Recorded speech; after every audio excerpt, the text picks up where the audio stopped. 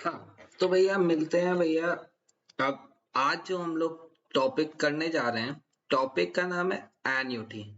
इससे पहले वाले वीडियो में अगर जो पार्ट वन था चैप्टर का टाइम वैल्यू ऑफ मनी, ठीक, उसमें हम लोग ने दो कॉन्सेप्ट देख लिए थे। एक देखा था सिंपल इंटरेस्ट, एक देखा था कंपाउंड इंटरेस्ट और कंपाउंड इंटरेस्ट के एप्लीकेशन। अब आता है एन्युटी, तीसरा टाइम के साथ साथ मनी की ग्रोथ किस कॉन्सेप्ट से होती है, किस तरह से और पैसा लगा सकते हैं। तो उसमें तीसरा कॉन्सेप्ट आता है एन्युटी। ये कॉन्सेप्ट क्या कहता है? ये कॉन्सेप्ट को अगर मैं बताऊं, अगर एक शॉर्ट फॉर्म में अगर आपको बताऊं, तो एन्युटी का एक सिंपल सा मतलब होता है, एन्युटी सिंपल सा मतलब होता है इंस्टॉलमेंट। ये इसका एग्जैक्ट मतलब नहीं होता, लेकिन मैं सिर्फ आपको एक याद करने के लिए बता रहा हूँ। या एन्युटी को हम लोग कह सकते हैं, नाम हम लोग ने सबने सुना हो, ईएमआई। ठीक है, ईएमआई। जब हम लोग को एक बड़े से अमाउंट की कोई चीज खरीदनी होती है, तो इस बड़े से अमाउंट को या हमको बड़े से अमाउंट को इकट्ठा करना होता है, तो हम आज से उसकी छोटी छोटी पार्ट पेमेंट्स करने लगते हैं। ठीक, जो कि हर मंथ, हर ईयर, हर 6 मंथ्स, हर 3 मंथ्स या कैसे भी हो सकती है। ठीक, तो उस तरह की उस पार्ट पेमेंट को जो हम लोग करते हैं, हर साल करते हैं, हर महीने करते हैं, हर 6 महीने पे करते हैं, उसी जो पार्ट पेमेंट्स होता है उसी को हम लोग कहते हैं एन्युटी। एक सिंपल सी लाइन कही जाती है, एन्युटी क्या होता है? एन्युटी होता है जब रेगुलर पेमेंट, ठीक, एक रेगुलर टाइम गैप पे, एक रेगुलर टाइम गैप पे, एक रेगुलर टाइम इंटरवल के लिए करा जाता है, तो उसको क्या कहते हैं? उसको हम लोग कहते हैं एन्युटी। ठीक, ये तो गया एन्युटी। आप समझ गए कि जब हम लोग को एक बड़ा अमाउंट, फॉर एग्जांपल 1 लाख का आईफोन खरीदना है मेरे को, उस 1 लाख के आईफोन को खरीदने के लिए मैंने आज से हर महीने 5000 रुपीज की सेविंग करना स्टार्ट किया। ठीक, तो वो सेविंग करते हैं, जो जो करेंगे, 5000 रुपीज जो इंस्टॉलमेंट का अमाउंट होगा, उसको क्या कहते हैं? एन्युटी का अमाउंट कहते हैं, इंस्टॉलमेंट का अमाउंट कहते हैं।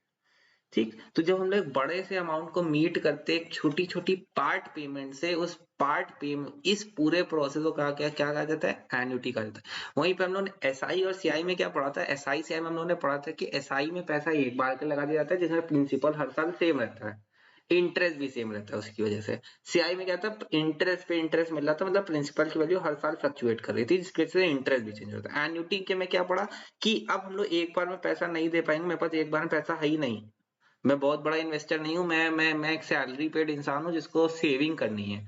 तो उसने क्या सोचा है कि अपने फ्यूचर के लिए पैसा जोड़ेगा, फॉर एग्जाम्पल 25 लाख रुपीज। ठीक, तो वो 25 लाख जोड़ने के लिए वो अभी से कितना पैसा इकट्ठा करना चालू करे, या अपनी सैलरी से कितना पैसा सेव करे, ठीक, हर महीने सेव करे, ठीक, एक फिक्स टाइम पीरियड के लिए सेव करे, तो उसको इतना पैसा मिल जाए। तो यही कॉन्सेप्ट को हम लोग एन्युटी का कॉन्सेप्ट कहते हैं। इस कॉन्सेप्ट में दो चीजें होती हैं, दो चीजें निकलती हैं इस कॉन्सेप्ट में, हमेशा देखिएगा। एक चीज निकलती है, इसको कहते हैं फ्यूचर वैल्यू। एक चीज निकलती है, इसको कहते हैं फ्यूचर वैल्यू। एक चीज निकलती है, उसको कहते हैं प्रेजेंट वैल्यू, है ना। फ्यूचर वैल्यू कौन सी वैल्यू होती है? मैंने बोला फ्यूचर वैल्यू बिल्कुल एसआई से हमने पढ़ा था ना, अमाउंट एक होता है, फ्यूचर वैल्यू बिल्कुल एक अमाउंट होता है, कितना पैसा मेरे को फ्यूचर में मिलेगा, वो फ्यूचर वैल्यू। कितना अमाउंट मेरे को फ्यूचर में मिलेगा, जिस मैं हर महीने 5000 रुपए जमा करूंगा एक बैंक में, एक एफडी में, या एक आरडी अकाउंट में, एफडी में तो नहीं, एक आरडी में अगर मैं जमा करूंगा, या एक PPF account, pension provident fund account में जमा करूंगा हर महीने, तो मेरे को कितनी फ्यूचर में अमाउंट मिलने वाला है। ठीक, वो फ्यूचर वैल्यू, वो अमाउंट क्या होता है? वो फ्यूचर वैल्यू होता है, कितना पैसा मैं आज इन्वेस्ट करूंगा जिसको हम लोग प्रिंसिपल कहते थे। जैसे मैंने बोला कि मैं 5,000 रुपए हर महीने दूंगा, 1 साल तक दूंगा, तो तुमने बोला कि टोटल हमने 60,000 दिए, तो आज मैं 60,000 देने का प्रॉमिस कर रहा हूँ, भले पार्ट में दूं। तो जो जो टोटल अमाउंट जो मैं आज के हिसाब से पे करूंगा वो इंस्टॉलमेंट का, उसको प्रेजेंट वैल्यू कहते हैं। तो यहाँ पे दो चीजें निकलती हैं एन्युटी में, एक फ्यूचर वैल्यू, एक present value. Future value amount के इक्वल होती है और प्रेजेंट वैल्यू प्रिंसिपल के इक्वल होती है। सिंपल सी बात, यहाँ तक मैं उम्मीद करता हूँ आपको कोई दिक्कत नहीं होगी। एन्युटी क्या होता है? एन्युटी में दो चीजें निकलती हैं। अब यहाँ पे ये जो इंस्टॉलमेंट है, ये जो इंस्टॉलमेंट का पैसा है, ये मेरे अकाउंट में या ये मेरे अकाउंट से 2 तारीखों को कटता है। मंथ या ईयर की 2 तारीखों को मतलब हमारे अकाउंट से डिडक्ट होता है या हमको जमा करना पड़ेगा।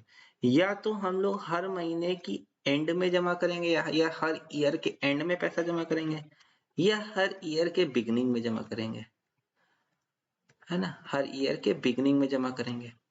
ठीक, तो अगर एंड में हम लोग कोई पैसा जमा करते हैं, इंस्टॉलमेंट का अमाउंट अगर ईयर एंड में जमा कर रहे हैं, ठीक, तो वहां पे उस तरह की एन्युटी को कहते हैं एन्युटी रेगुलर।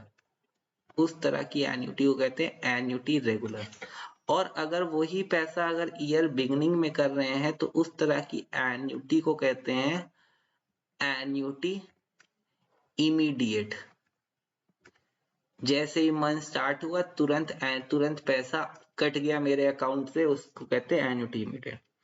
अब मैंने बोला ये ईयर एंड में जमा कर रहे हैं तो 31 जनवरी को मेरी पहली इंस्टॉलमेंट कटेगी, फिर दूसरी 28 फेब, फिर 30th या सपोज 30th मार्च, ऐसे हर मंथ के जो भी लास्ट डेट होगी उसमें कटेगी। लास्ट सेकंड लास्ट मोस्टली माना जाता है 28 ही हमारा, 28 26 जो ऐसी तारीख आती है, 25 के बाद वो मंथ एंड या ईयर एंड माना जाता है। ठीक, तो अगर ईयर 31 जनवरी को कटेगा या मेरे अकाउंट में 31 जनवरी को पैसा आएगा तो मेरे को कितने महीने का इस पैसे पे इंटरेस्ट मिलेगा? मैं, तुम बोलोगे सर फेब का मिलेगा, जनवरी का तो मिलेगा नहीं, फेब का मिलेगा, मार्च का मिलेगा, अप्रैल मिलेगा, जून मिलेगा, जुलाई मिलेगा, अगस्त, सितंबर, अक्टूबर, नवंबर, दिसंबर, तो दिसंबर तक मिलेगा सर। तो यहाँ पे मेरे को इंटरेस्ट कितने महीने का मिलेगा? 11 मंथ्स का। तो हमेशा याद रखना, कभी भी अगर लोग पैसा एंड में लगाते हैं तो हमको इंटरेस्ट मिलता है 11 मंथ्स का। अगर यही पैसा मेरे अकाउंट में 1 जनवरी को आया होता तो मेरे को कितने मंथ्स का इंटरेस्ट मिल रहा होता? सर पूरा जनवरी मिलेगा, फेब भी मिलेगा, ऐसे दिसंबर तक पूरा मिलेगा, तो 12 मंथ्स का इंटरेस्ट आएगा। तो देखो दोनों में तुम खुद फर्क देख सकते हो कि अगर मैं पैसा एंड में लगा रहा हूं तो भी मेरे को 12 ही बार पैसा देना है जनवरी से लेकर दिसंबर तक, और बिगनिंग में लगा रहा हूं तो भी मेरे को 12 ही बार पैसा देना पड़ता है, लेकिन एंड में मेरे को 1 महीने का इंटरेस्ट कम मिल रहा है, वहीं पे बिगनिंग में 1 महीने का इंटरेस्ट ज्यादा मिल रहा है। तो फर्क बस इतना ही है, 1 मंथ के इंटरेस्ट का। अब तुमने ये बात समझ ली है कि 1 मंथ का इंटरेस्ट का अंतर होता है। देखना तुम्हारे 90% तुमको फॉर्मूले भी याद हो गए। अब मैंने कहा एन्युटी के देखो फॉर्मूले कैसे होते हैं। पहली बात तो हमको पता कैसे चलेगा कि एन्युटी का क्वेश्चन है। तो मैंने बोला अगर क्वेश्चन में कुछ लाइन लिखी आ गई है ऐसी कि 5,000 rupees is paid every year या एवरी मंथ, जहां पे लाइन लिखी आ गई है एवरी मंथ, एवरी ईयर या 5,000 इज पेड एनुअली, अगर पेमेंट इज मेड एनुअली, बार बार अगर भैया आप सब लोग भैया सब लोग अच्छे स्कूल से पढ़े होंगे, ठीक, पढ़ रहे होंगे, या भैया सब लोग सीए के लिए तैयारी कर रहे होंगे या किसी भी एग्जाम के लिए तैयारी कर रहे होंगे, उसमें क्या हो रहा होगा भैया, सब इंग्लिश मीडियम से पढ़े होंगे, तो सबको इंग्लिश से हिंदी ट्रांसलेट करनी आती है। तो आप क्वेश्चन पढ़ोगे, अगर वो पैसा, वो इंस्टॉलमेंट की वो कोई भी अमाउंट दे रखा है, वो पैसा अगर बार बार दिया जा रहा है, हर साल हर महीने दिया जा रहा है, तो वो किसका क्वेश्चन है? एन्युटी का क्वेश्चन है।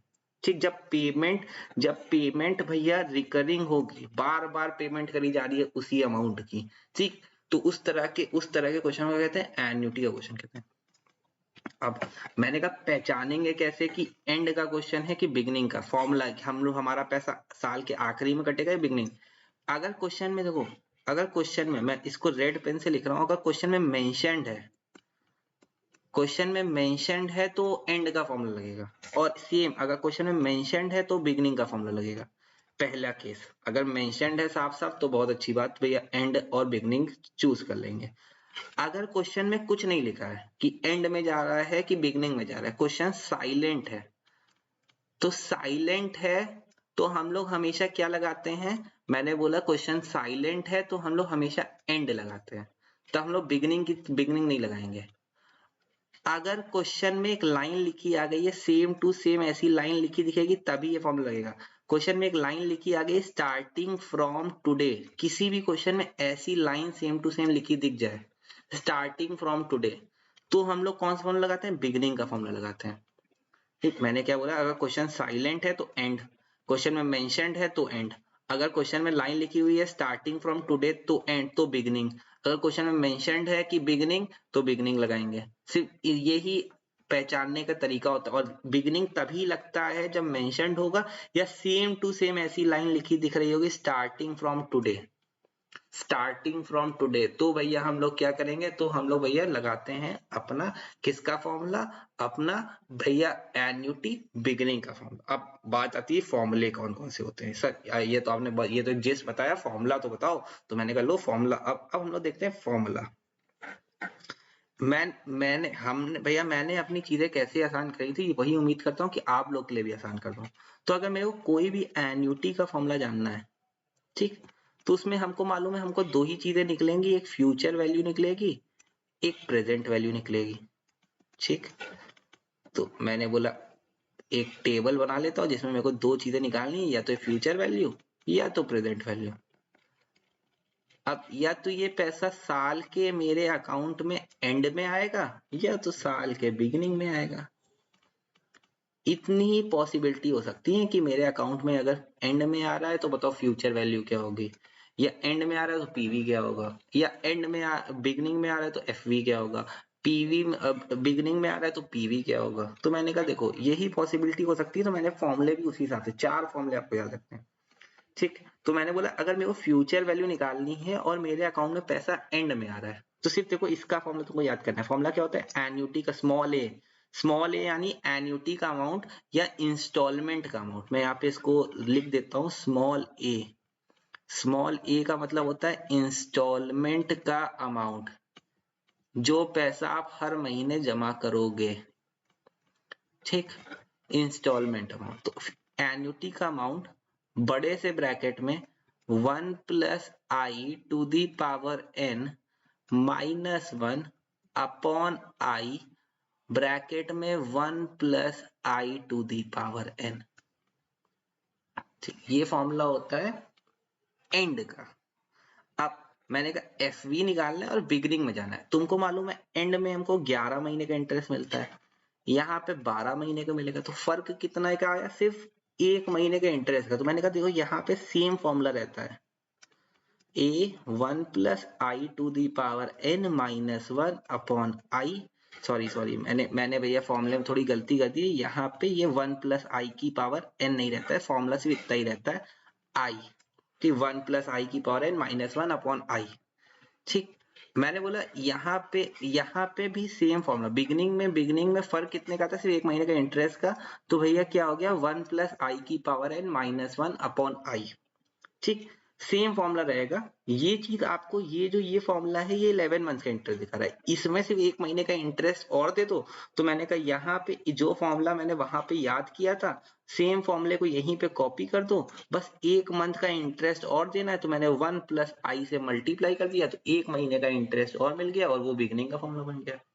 सेम फॉर्मूला याद करने का तरीका कैसे, एंड फ्यूचर वैल्यू एंड का फॉर्मूला याद कर लो, बिगिनिंग में जाना है तो 1 प्लस आई से मल्टीप्लाई कर दिया, क्यों किया, क्योंकि 1 महीने का इंटरेस्ट ज्यादा मिल रहा है। ठीक, कोई दिक्कत नहीं। अब मैंने कहा अगर मेरे को प्रेजेंट वैल्यू निकालनी है, अब देखो तुम इसका फॉर्मूला खुद ही बना सकते हो, सबने अभी मेरी पिछला वीडियो देखा है और सबने देखा है कि सीआई, अब मैं देखो दूसरी स्लाइड पे जा रहा हूँ, क्यों, क्योंकि आपको एक चीज दिखानी है। मैंने कहा सबने अभी सीआई देखा है, सबको मालूम है सीआई का फॉर्मूला क्या होता है, amount is equal to principal bracket में 1 plus i to the power n। आपको मालूम है अमाउंट किसके इक्वल होता है, फ्यूचर वैल्यू के इक्वल होता है, प्रिंसिपल को हम लोग प्रेजेंट वैल्यू भी कह सकते हैं। तो एक फॉर्मूला ऐसे ही बन सकता है, future value is equal to present value 1 plus i की पावर n। तो अगर मेरे को प्रेजेंट वैल्यू निकालनी है तो कैसे निकल जाएगी, present value is equal to future value divided by 1 plus i की पावर एन। आप जो भी फ्यूचर वैल्यू आए उसको 1 प्लस आई की पावर एन से डिवाइड कर दो। ठीक, इस यहाँ पे एक बात याद रख लीजिए, ये जो 1/1 प्लस आई की पावर एन होता है ना, इसको हम लोग एक सिंपल वर्ड में कभी कभार डिस्काउंटिंग फैक्टर बोलते हैं, डीएफ यानी डिस्काउंटिंग फैक्टर। ठीक, तो अगर मेरे को पीवी निकालना है तो हम सिंपली जो भी फ्यूचर वैल्यू दे रखी है उसको 1 प्लस आई की पावर एन से डिवाइड कर दे, तो हमारी क्या आ जाती है, एफवी सॉरी पीवी निकल के आ जाती है। तो मैंने कहा सेम देखो, अब यहाँ पे अभी जो उन्होंने वो बात पढ़ी एसआई सीआई से, देखो अगर ये फॉर्मूला मेरा फ्यूचर वैल्यू का है तो सेम फॉर्मूला मैं पीवी में लिख देता हूँ, A 1 plus i to the power n minus 1 upon i. Same formula लिख दिया, बस मेरे को क्या करना है, यहाँ पे इसको नीचे की तरफ 1 प्लस आई की पावर एन से डिवाइड कर दो। ये डिवाइड क्यों किया, क्योंकि एफवी को पीवी में लाने के लिए 1 प्लस आई की पावर एन से डिवाइड करते हैं, जो कि हम लोगों ने एसआई सीआई में पढ़ा है, सीआई के कॉन्सेप्ट में पढ़ा है।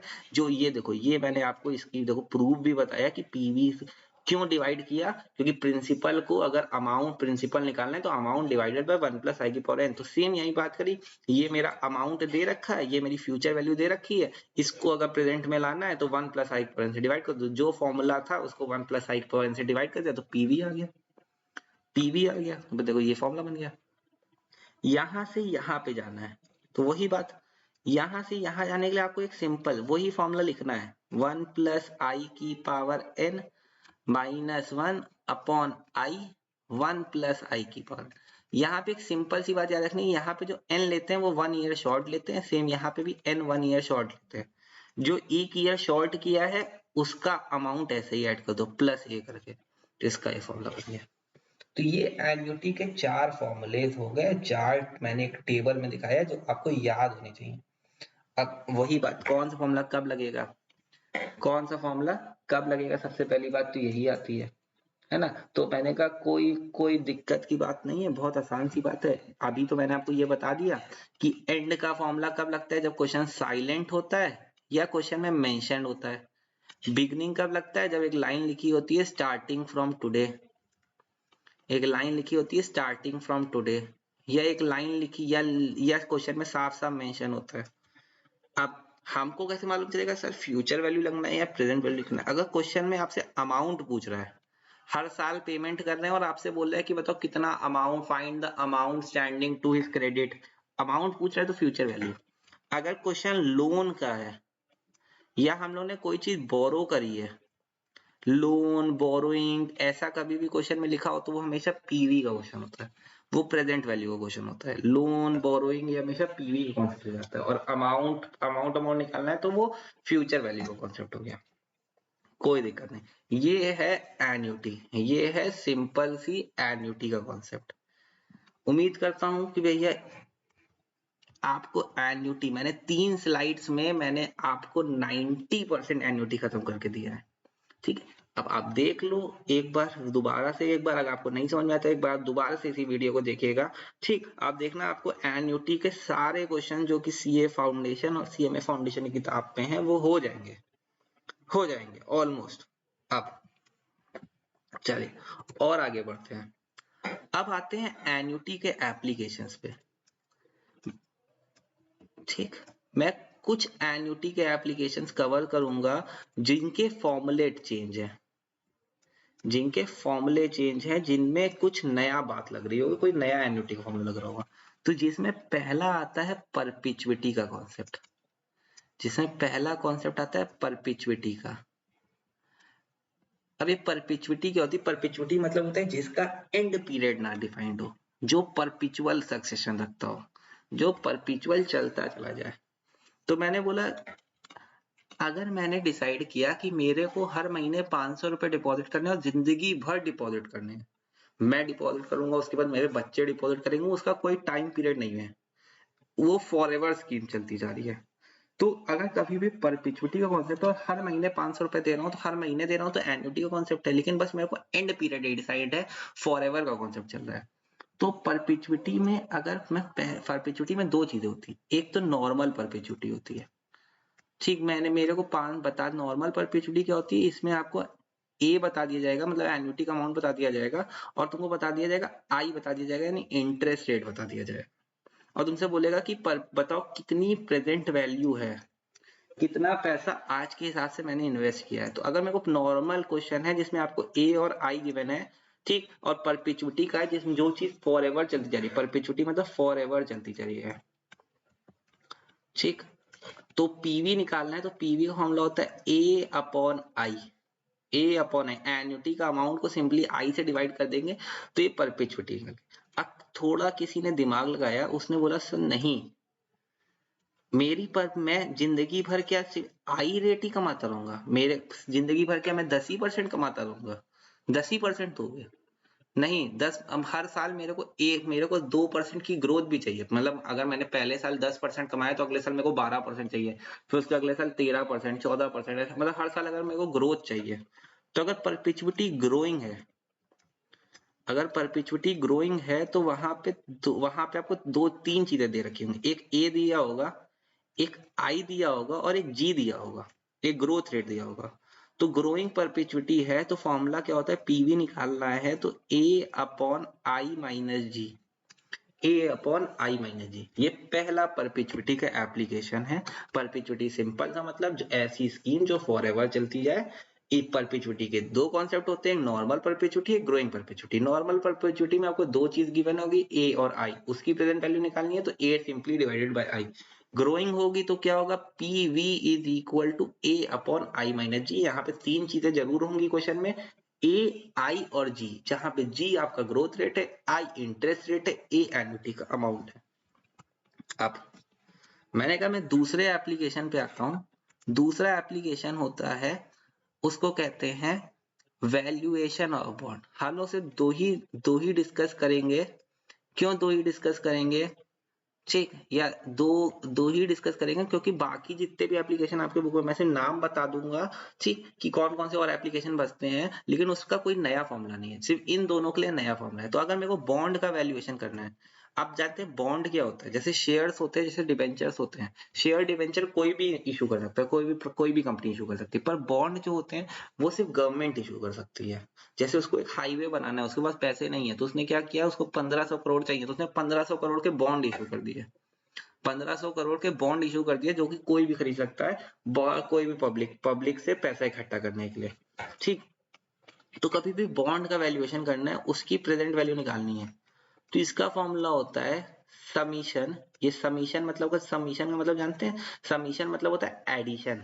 समीशन का सिंपली काम क्या होता है, ये डिनोट करता है कि जितनी भी चीजें आने वाली हैं सबको ऐड करना है।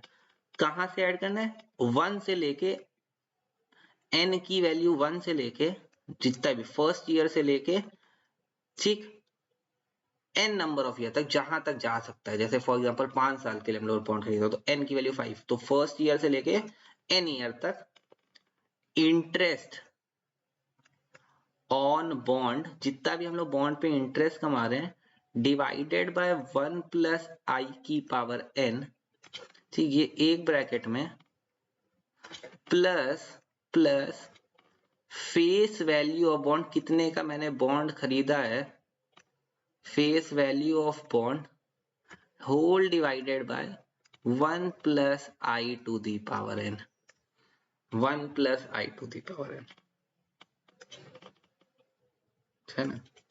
अब हमेशा याद रखना, बॉन्ड वैल्यूएशन में आपको तीन चीजें क्वेश्चन में गिवन होगी। एक तो बॉन्ड की फेस वैल्यू गिवन होगी, कितने का मैंने बॉन्ड खरीदा है, कितने का इशू हुआ है। दूसरी दी होगी आपको कूपन रेट दे रखा होगा, कूपन रेट दे रखा होगा, या इसी को हम लोग कहते हैं नॉमिनल रेट, नॉमिनल रेट दे रखा होगा।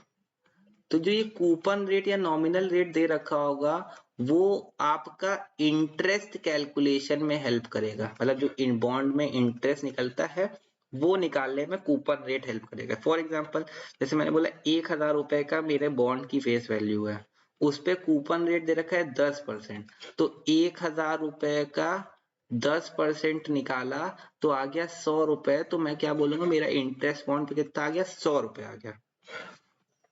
तीसरी बात, आपको एक चीज दी होगी रेट ऑफ रिटर्न, क्वेश्चन में रेट ऑफ रिटर्न क्या होता है, रेट ऑफ रिटर्न होता है आई, कितना रिटर्न चाहिए, ठीक। तो जो कहीं भी लिखा होगा कि रेट ऑफ रिटर्न इज 14%, तो रेट ऑफ मतलब आई आपका क्या हो जाएगा, आई हो जाएगा 14 डिवाइडेड बाय 100 यानी 0.14। तो रेट ऑफ रिटर्न हमेशा आई के इक्वल होता है। तो ये है बॉन्ड का वैल्यूएशन करने का फॉर्मूला, ठीक। ये दो एप्लीकेशंस हैं जिसपे फॉर्मूले बदलते हैं। हाँ, अभी आपको लग रहा होगा कि कैसे करेंगे, तो अभी आपसे एक फॉर्मूले की तरह इनको याद कर लो, मतलब समझ लो। अगली वीडियो में जो मिलेंगे उनमें सब पे क्वेश्चन करेंगे, जितनी बातें मैंने बोली हैं आप पे, ठीक है। चलिए अब आते हैं तीसरे एप्लीकेशन पे। अब जो एप्लीकेशन बताने जा रहा हूँ इनके लिए कोई नया फॉर्मूला नहीं है, यही जो 4 फॉर्मूले हमने पढ़े थे टेबल में, इन्हीं में से कोई फॉर्मूला लगता है, वो सिर्फ क्वेश्चन पढ़ के ही जज कर सकते हैं। तो और कौन सा एप्लीकेशन होता है, एक एप्लीकेशन होता है सिंकिंग फंड। सिंकिंग फंड ऐसा फंड जो किसी प्री डिटरमाइंड पर्पस के लिए बनाया गया, उसको कहते हैं सिंकिंग फंड। जैसे मैंने बोला मेरे को फ्यूचर में कोई कंटेंजेंसी अराइज होने वाली है, फॉर एग्जांपल मेरे को फ्यूचर में एक असेट खरीदनी है 10 लाख रुपए की, उसके लिए मैंने आज से पैसा जोड़ना चालू किया, एक फंड इकट्ठा किया, उस फंड को क्या कहा गया, सिंकिंग फंड। जो ऐसा फंड जो किसी प्री डिटरमाइंड पर्पस के लिए बनाया गया हो, ठीक। तो उस 10 लाख को इकट्ठा करने के लिए मैंने हर महीने 5,000 रुपए अपने प्रॉफिट में से सेट असाइड किया, तो वो हर महीने 5,000 रुपए निकाले, ठीक। इतनी तारीख को अपने अकाउंट अपने प्रॉफिट से निकालूंगा, तो वो सिंकिंग फंड हो गया, एन्युटी का एप्लीकेशन है। चौथी बात, सिंकिंग फंड के बाद चौथा एप्लीकेशन आता है जिसको कहते हैं कैपिटल एक्सपेंडिचर। कैपिटल एक्सपेंडिचर मैंने बोला मेरे को एक बहुत बड़ा सा कोई चीज करना है, खरीदनी है, फॉर एग्जांपल मशीनरी खरीदनी है, 50 लाख की मशीन है, मेरे पास आज पैसा नहीं है, उसके लिए मैंने आज मशीन खरीद ला है, उसकी मैंने क्या बनवा ली, ईएमआई बनवा ली, इंस्टॉलमेंट बनवा ली। तो उस तरह की चीज को कहते हैं कैपिटल एक्सपेंडिचर। ये भी एक तरह का एन्युटी का एप्लीकेशन है, हर महीने मेरे अकाउंट से उतना पैसा कट जाएगा ईएमआई का, तो कैपिटल ये भी एन्युटी का एप्लीकेशन है। पांचवा एप्लीकेशन आता है उसको कहते हैं लीजिंग।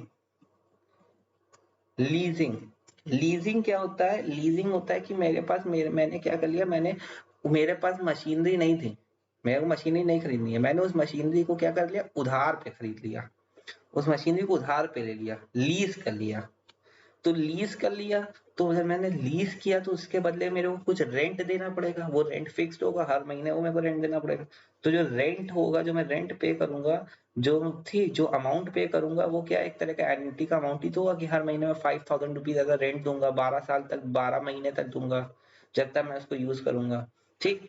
लेकिन ये याद है, लीजिंग में दो पार्टीज होती हैं, लोग बहुत कंफ्यूज रहते हैं इन दोनों पार्टीज में, एक होता है लीजर, एक होता है लीजी। लीजर होता है जिसकी असेट है, ओनर ऑफ असेट, ठीक। और लीजी कौन होता है, जिसने असेट बोरो करी हो, ठीक।